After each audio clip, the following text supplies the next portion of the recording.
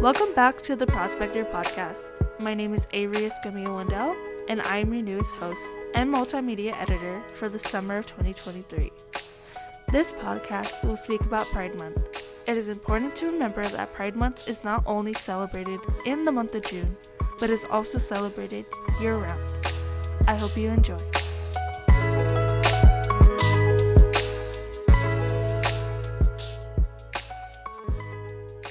Across the Sun City, Pride parades and other Pride events have picked up the start of Pride.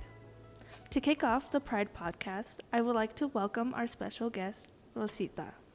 Hi, everybody. It's so nice to be here. It's so nice having you here. You look amazing. Thank you. So do you. Love it. Thank you. So first, I would love for you to share your story on how you found your identity in the LGBTQ community. Oh my gosh. That's a really good question. I think from like a young age, I always knew that I was queer. I always kind of felt that, otherness of I don't really belong with the normal, what everyone else is doing. And then from there, when I kind of discovered my sexuality, I also discovered my love for the theatrical, for like costuming, makeup, all that. And that kind of evolved into my gender identity, where I perform in drag, and that's like a part of me, and just an expression of gender and sexuality and everything that's kind of constitutes who I am. Honestly, as someone who's like a part of the community, it's like so scary at times, because like especially when you're meeting new people, you don't know how they're gonna like react. I don't know, it scares me sometimes. I don't know if you like totally. That I understand that. And I think any queer person understands the feeling of, fear, of non-acceptance, of judgment. And I think that's what also helps us make a stronger community and like a sense of love and joy and pride, for lack of a better word, of just, self, of celebrating each other and trying to be more together as a community. So how did you start your journey in drag? So I started when I was about 15 or so years old. I would play around with makeup that I found in my mom's closet, or I would, put on a little eyeliner or do some lipstick. And I would watch a bunch of YouTube tutorials because I was really big at the time. Mm-hmm. And I would just try and practice it. And then slowly but surely, I started getting into the process of, fully transformational makeup. Because again, I was in theater all my life since middle school. And in theater, we have, stage makeup and things like that, costumes and wigs. And that's kind of where my love grew for it. And I started experimenting more with full transformation, from presenting male to presenting female. And then from there, I had started, practicing on that. And finally, about 2.5 years ago, I said, I'm going to start performing, locally. And that's where I guess my professional drag career started. Wow. And how was that experience? Would you like experience anything at like school about like, wearing makeup or anything? My goodness. Yeah, I think I'd be like 1 in a million if I said I didn't. Most of the time I would present, very masculine, very straight cut, plain, heterosexual cis male. And from there I would, experiment. I would go to school doing my eyebrows, or I would go on with like a little bit of highlighter. And I'm like, hopefully no one notices, but it's something for me to fully, I guess, accepting that stuff like that doesn't matter when it comes to other people's opinions. And actually my senior year, we had a dress up day for homecoming, I believe. And I fully went to school in drag, wig, heels, skirt, and everything. And at the time I was so terrified. I was like, oh my gosh, like what's going to happen when I get to school? And people, and you know what? Not very many people said to me, there was a lot of like judgmental looks of, what are you wearing? But from there, I think I gained a lot more confidence because there were more people coming up to me saying, oh my goodness, you look beautiful. Like, I love this. And I've actually had friends that I've reconnected with that have told me, when you did that in high school, I was too afraid to say anything, but you were just amazing. You were like a beacon of light. And so to hear that, it kind of, you know, again, boosts that, I guess, feeling of I didn't have to be afraid as much as I was. And how was your experience at home? So at home, I guess, you know, with my drag journey, it was a little bit at first, you know, apprehensive. My mom, super supportive and super loving, but, you know, she wasn't completely familiar with all the concepts of what drag is, like how it's done, you know, everything.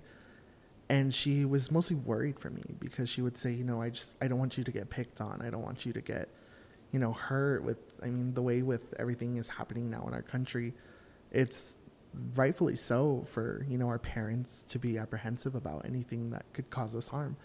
But I think the more that I did it and the more that I would show her the process of, hey, this is how I conceptualize a look. This is how I sew an outfit. This is how I do my makeup. She started to gain more understanding. And with that, you know, like she's my number one supporter now. She's been to almost all my shows. She's been to almost every pageant that I've like competed in. And she's probably like my number one fan. So I guess at first like it was apprehensive, but now she's kind of gained a new understanding and appreciation for it. That's amazing. I mean, especially like in such a small city and across the borderland, it's just like I feel like it's a lot harder for, you know, other drag queens or other people in the community to be accepted fully. And I'm really glad that your mom really accepted you for who you are. Yeah, and you know, like you said, like in the borderland community, you know, there's a lot of Latina folks here, or just people of color, that, you know, there's a different understanding of how we view our familial relationships versus, you know, people who aren't, or things like that. So I guess it is good to hear, you know, like stories of people who are accepted as well as not, because, you know, we live in such a diverse community. Yes. But it's good now. Me and my mom watch Drag Race on every Friday. So I love Drag Race. Who's your favorite drag queen? My favorite drag queen? Oh my goodness. There are so many. I would have to say, from the lexicon of what is RuPaul's Drag Race, you know, I love Bob the Drag Queen. Mm-hmm. I love Bianca Del Rio. Yes. And I love Kimchi. And I think my personal drag aesthetic kind of comes from all three of those people. You know, I love Bianca's humor and her personality. And I love Bob's wit. And I love just his ability to carry himself and have, you know, that courage and like confidence. Yeah. And then Kimchi, oh my goodness. And Aquaria, like I see them both like so aesthetically just striking. And I'm like, I want to be like that, you know? Yeah. Oh my God, I love Bianca Del Rio. Oh my goodness. And you, who are some of your favorite drag queens? I would say Bianca. I really love Trixie and Katya. Oh, I love Trixie and Katya. They're just, they get me. I don't know if you watched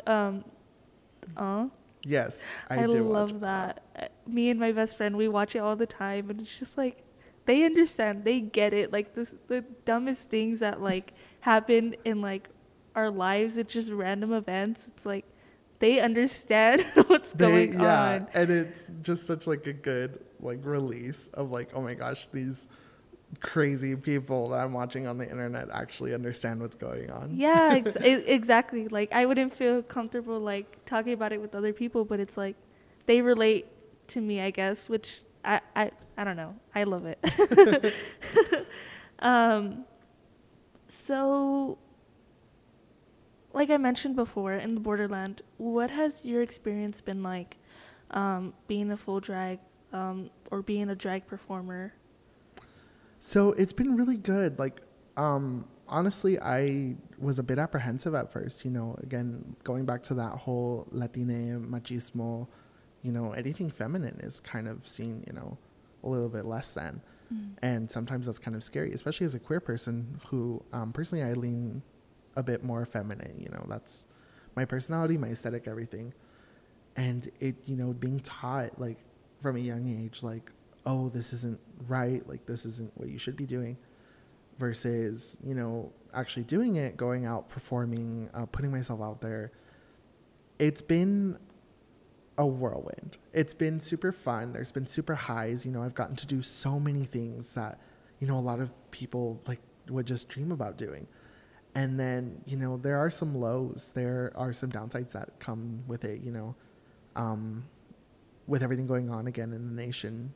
Sometimes I have to worry about, walking to my car, or if I'm out and about in public, how perceivable is it that I'm in a dangerous situation? I always have to know the next step that's available if that were to arise. Mm-hmm. So there's always that sense of caution whenever you do anything against societal norms. Then it kind of becomes this, how much am I willing to risk to do what I love? But the good thing is, for the most part, especially here in the borderland, things are kind of changing. We're seeing a shift towards more of a inclusive and diverse region. I'm born and raised, so for what I've seen, the community has changed a lot and it's becoming more open, but I think we just need to take a couple more steps to get there. I want to stress so much to all our viewers and everyone watching and listening that right now more than ever we need your support. Any way that you can support our community, the LGBTQIA plus community, as well as our Latina community here in the border or any region really. We ask that we get nothing more than your support and allyship during this time in our country. And if not anything, then what I say next, just go on in the world with positivity, kindness, and niceness. What would you say to those who want to try drag or be a part of drag but are just too scared to do it? To those who want to try drag and who are too scared or too nervous or don't know where to start, reach out. There's so many outlets and sources for you to choose from. If not the internet, like a lot of us, reach out to those in your community. I always tell people my DMs are open. So if anything, go ahead and just reach out and just take that leap. Do not be afraid of what may happen, because it only may happen if you let it. Exactly. Just do it. Try it. Just do it. Well, thank you so much for coming today. You were such a great first host or guest. Sorry. But thank you so much. Yeah.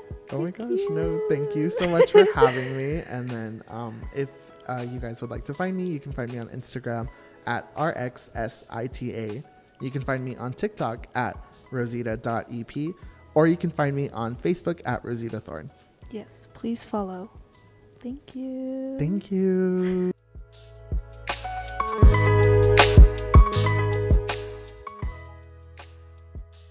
I have a new guest, Wesley, from the Borderland Rainbow Center. Welcome. Thank you for having us.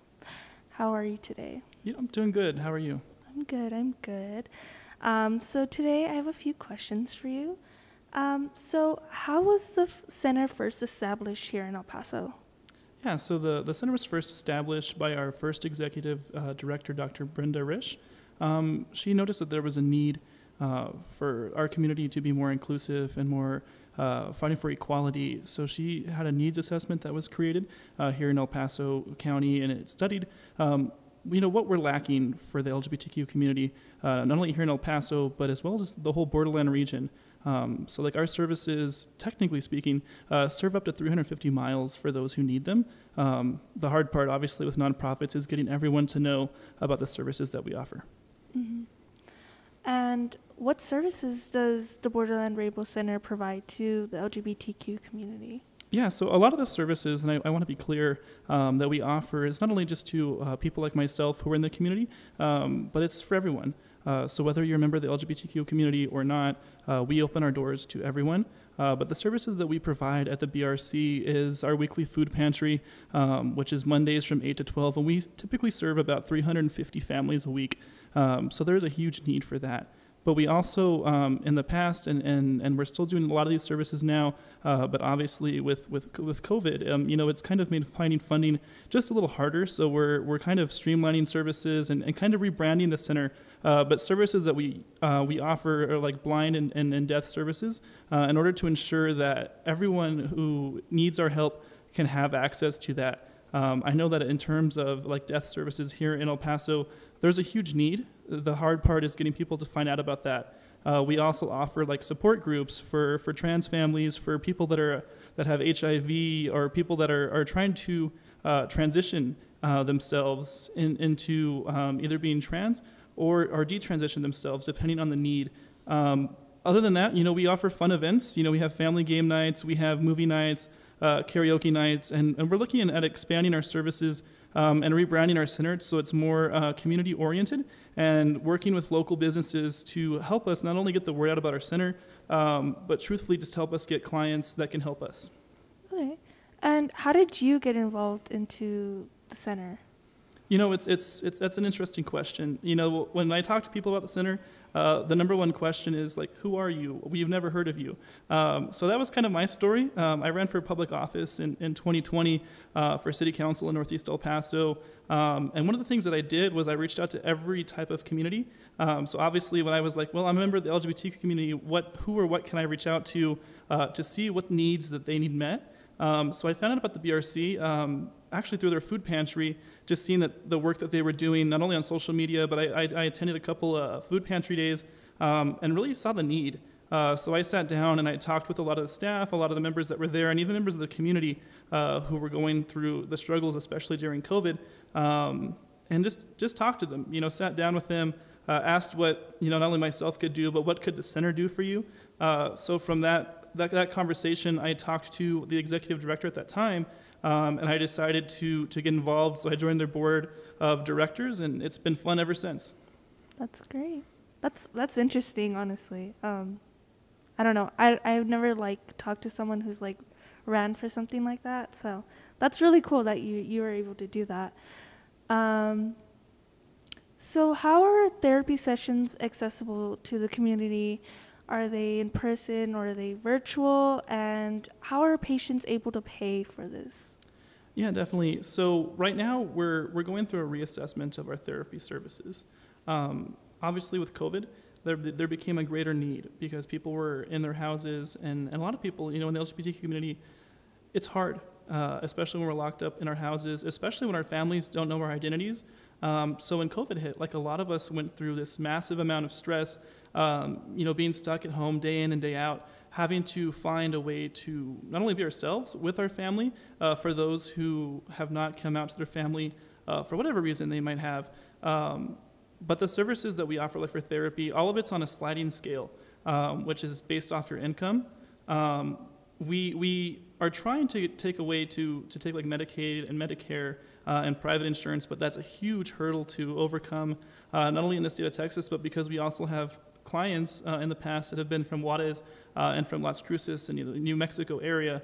There's a lot of hurdles that we have to go through, not only governmental but societal as well. But when we have had our therapy services, a lot of them were in person, unless there was a need for someone to do it virtually, because we do have staff here in El Paso. But we also have staff outside that work for our therapy services as well.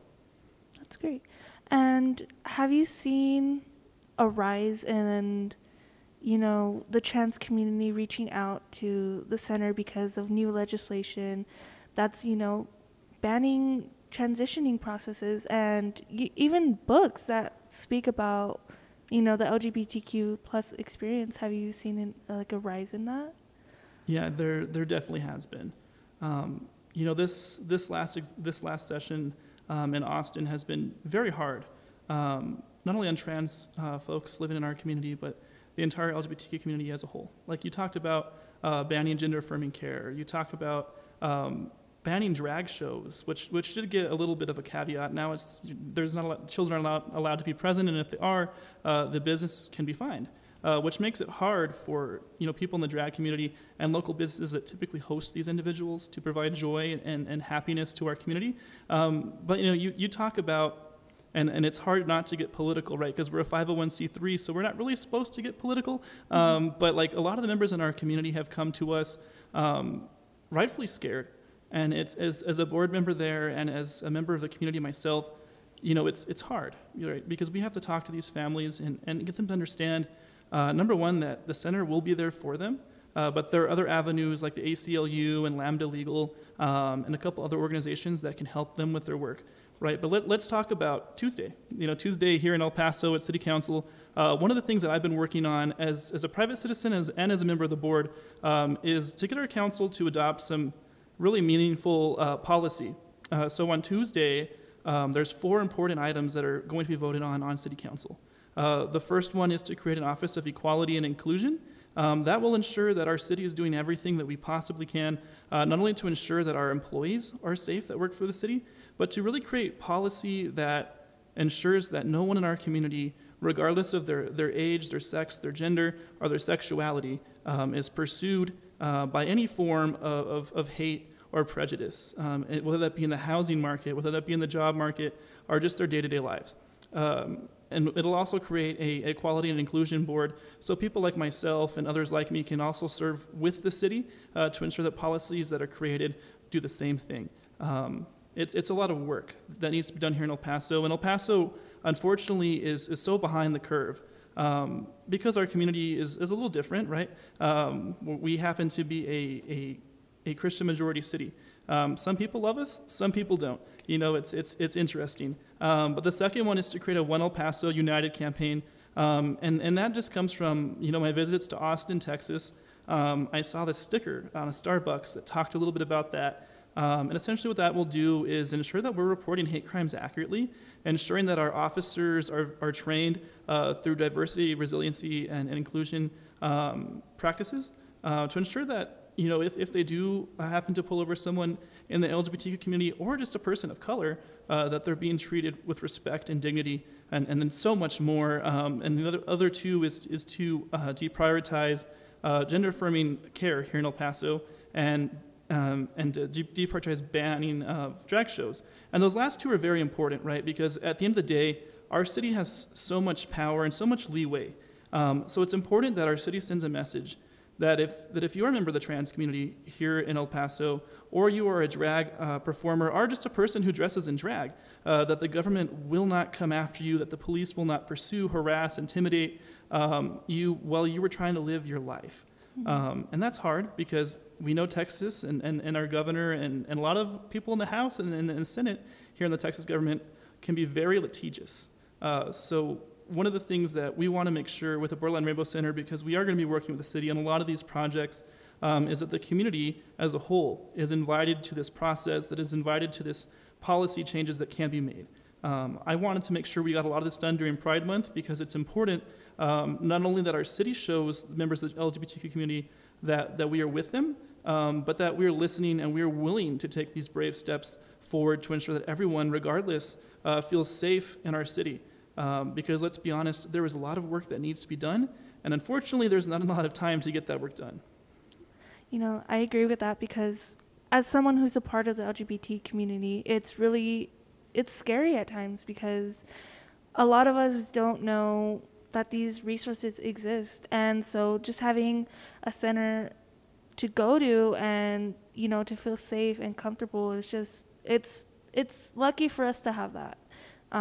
Because, a lot of us aren't accepted at home or at school or at a lot of places. And it's just a great way to just find your own home that's not really your home, Yeah, and that's one of the things, we're working on at the center, is having it open more for the public, retransitioning from an office space, right, to a community space. So we're going to try to get some more couches in there, have some more events, open the center up to students like yourself who maybe don't want to study at home or don't want to study at campus, but you can come to the center to study and to talk to people maybe that are even taking the same classes or have the same struggles as you in order to build that community. One of the things that we just started talking about at the BRC is, we have to fight harder for our people, let them know that we're here, but that we can't have community without unity, and equality should have no borders. Are there any events that are coming up? Yeah, definitely. So I'm going to shamelessly plug my Loteria events at Hope and Anchor up here on Mesa every Wednesday in June from 7 to around like 9-ish. It's 21 and under until 10 p.m. But it's a very safe and inclusive space. I know last week we had about maybe 20 kids that had a blast, which was cool. But it's all being done by a local drag performer by the name of Ladidi Camacho. Very fun. It was very interactive. She sang a little, did a little act. Today we're actually going to be having Drag Queen Story Hour, Loteria, and then another performance.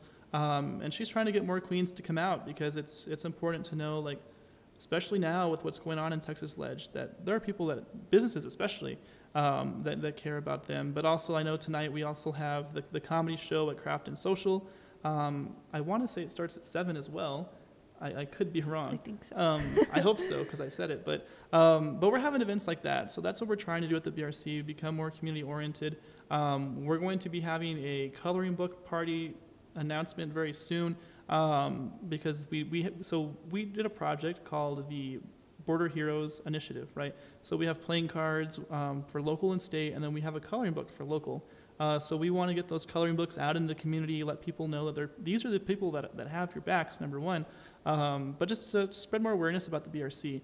And then just lastly, we do have an open house this Friday.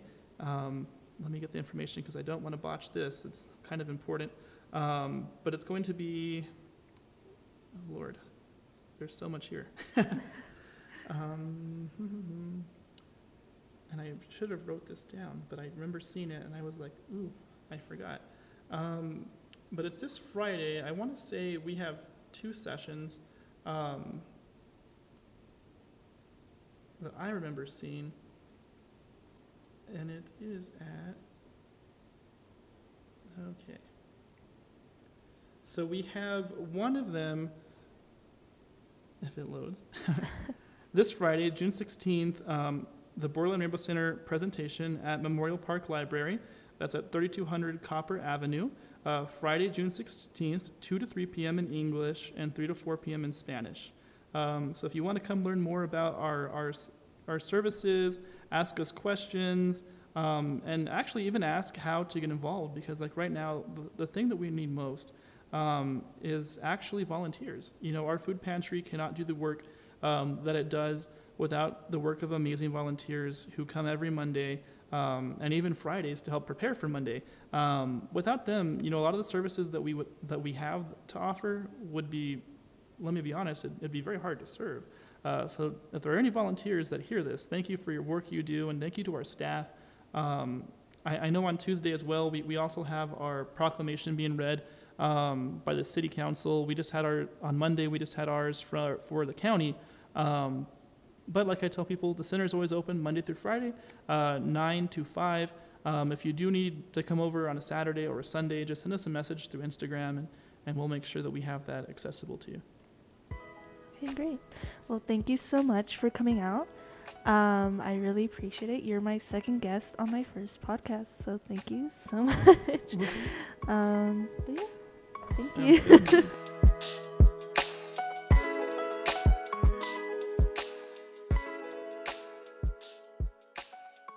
Welcome back, everyone. I have a new guest, Erik. Welcome to the first podcast. Thank you for having me. How's your day going? It just started, but it's going pretty good. That's good. So as you know, this is a Pride podcast. So I wanted to ask you a few questions if you're comfortable answering them. So if you feel comfortable, what was your experience like coming out? Oh gosh, okay. I think I came out in high school. I always remember this. I was a junior, and I remember because my mom, she watched Love, Simon, the movie, and she came up to me and she was like, "Hey, Erin, like, do you know, like, I think you should watch this movie." Because I think my mom, I think she always knew that I was, yeah. And I watched the movie, and then I think the next day when my mom picked me up to school, my sister was there, and we were just talking, and I just felt very comfortable with them. And I think I just said it like, hey, you guys, I think I have something to tell you guys. And I was like, you know what? I'm gay. And they were very welcoming. They were very accepting of it. And then I think I told my dad like a year later. But but yeah, I think the first people I came out to was my mom and my sister. It was very comfortable. It was a very happy moment in my life. You know, I was in the car, we're listening to music, just talking, and I just said, hey, yeah. Oh, that's really cute, Yeah. honestly. Like, I'm glad you were, like, able to feel comfortable with them, Yeah. you know? Yeah. Especially my mom, you know. I feel like I said, my mom always knew. Like, she always told me, like, Erik, I always knew, you know. And I was like, yeah, I know. But I think it was just her watching Love, Simon and then me watching Love, Simon. I was like, okay, I think I feel comfortable enough telling my mom and my sister. It's cute. Yeah. Have you seen Love, Victor? I have watched the first season. Yeah. I did not like it. I'm so sorry to everyone who likes it, but Wow. I watched the first season and I was like, I'll just stick to Love, Simon. No, I love that show. It's so cute. I don't know. I like Love, Simon, but I feel like Love, Victor is like, I feel like it shows more, you know? Yeah, I guess. I don't know. You know, what was your experience like in school, like when you came out to like your friends and stuff? You know, thankfully, I went to Franklin High School. It was at the time, I think it still is, a very accepting school. I didn't see that much, me personally, maybe there has, but from my experience, I didn't see that much bullying or anything like that when it came to like queer people being gay, being themselves. I think it was a very open school. Mm-hmm. But I do think middle school was rough, which I think a lot of people out there, you know, it was very rough. I think because I went to a middle school that was very like Spanish. Mm-hmm. And I remember I was not good at gym. I hated gym my entire time. I did not like going to gym. And I was so bad at sports. It was like, I would just stand there and just like have the ball go past me and people would be like yelling at me, you know, hit the ball, hit the ball. Yeah. And I remember one time, I think it was like in 7th grade, it was during gym class and we were playing volleyball and I was so bad at it. And there's one kid, he called me Joto. Oh. I know. No. Yeah. And for those who don't know, Joto means, you know, gay or stuff like that. Yeah. And I think that was the first time I had someone call me that. And I was like, did not like that at all. It was a very terrible feeling. And then 8th grade, I started hearing more like gay. Or, you know, I think I only called one time the F word one time. I think that was in 8th grade. So I think the middle school was a terrible experience. But I think when I came to high school, I think I started to tell my friends who I think the ones who I feel like more comfortable with. Mm-hmm. And most of them were very accepting. And I think because, you know, yeah. But I think middle school was definitely a rough time for me. I did not like it. Yeah, that's... It was rough. Yeah, That's it rough. was rough. I'm Not so gonna lie. sorry. It was rough because I was like thinking to myself, what does this word even mean? And then I always heard it, and I knew it was not a good word. And I just feel like just having that word called at me, it was just a terrible feeling. Yeah. And I couldn't tell anyone about it because my parents didn't know, my brothers, sisters didn't know. So it was just that feeling just keep me inside. It was just, it was not good. Dang. I know. Middle school's rough, you guys. Middle school is trash. But it does get better. Oh my god. What about in college? Like, have you experienced like any, you know, negativity, bullying? Honestly, no. I don't think so. I think this is college. I feel like nobody really cares. And I think Yeah. people are like open about it. I know in some colleges out there, you know, it's rough, which I feel bad for those kids or people out there. But I think here, my experience here at UTEP has been good in terms of like bullying and everything. I don't think I felt, Yeah. I think it's been good here so far. Yeah. I mentioned this with my last guest, like, the people who like protest bicentennial. Yeah, I know. It's dumb people. So annoying. No, I really hate it. Like, it like riles up like the students, and then it just creates more problems. Like, yeah, and I keep thinking to myself, I feel like those type of people, I don't know why. Like, I just like, what's so hard for people to be like loving one another? Like, and especially those people are the ones who preach, you know, like God and everything. You know, we don't hate, yet they're the ones hating the most. And like I just don't understand what's so hard for people to just learn and accept one another, love one another instead of hating each other. I find it so weird. Exactly. And I get like they have like their Christian beliefs which or is, whatever. I guess fine, you know, because that's another thing. I guess I think it took me a while to come out to my parents. My parents, my mom was a Catholic. Oh. My dad was a Catholic. My whole family's Catholic. And my mom, she transitioned from being a Christian. So my mom and dad are Christians. They go to church and everything. We pray. And we're going to Sunday school and everything. And I think that was also like a big thing of me. Yeah. Because like, what do I say? Like, hey, I'm gay. And then they'll be like, hey, like, you know, we don't believe in that. Get out. Yeah. That was my biggest fear growing up. Like, I would hate that. And, you know, my parents who still go to church, they still pray, they still read their Bibles, and they're still, like, biggest supporters of me. Like, it's just kind of weird. That is strange. I don't know. I mean, coming from, like, a Christian household, I was baptized Catholic. Yeah. I don't know why. But it's, like, so scary. Because, like, I don't know. On my, like, family side, it's, like, we have like gay friends and like my mom has gay friends or people in the community, but it's like when I came out it was like that's weird, like why? You know, I don't know, it's weird. It is weird. I think, you know, I think it also made it easier because my aunt is bisexual. My cousin is gay. So there is some LGBTQ plus people in my family. So I think that also made things easier. But I think, like in Mexican families, I think it's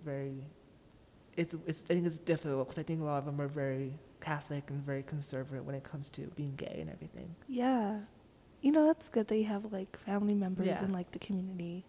I feel like that's why they were a little bit more accepting. You know, which is good. What about like in El Paso, like? How do you feel like El Pasoans should be like better allies for the LGBTQ community? I think just so far, I mean, I think El Paso is very, I think it's a good ally, but I do think just people in general should just be opening and welcoming of each other. Mm-hmm. You know, I just find it, like I said, you know, it's like 2023. Like, why are we still hating people just because they want to love someone else?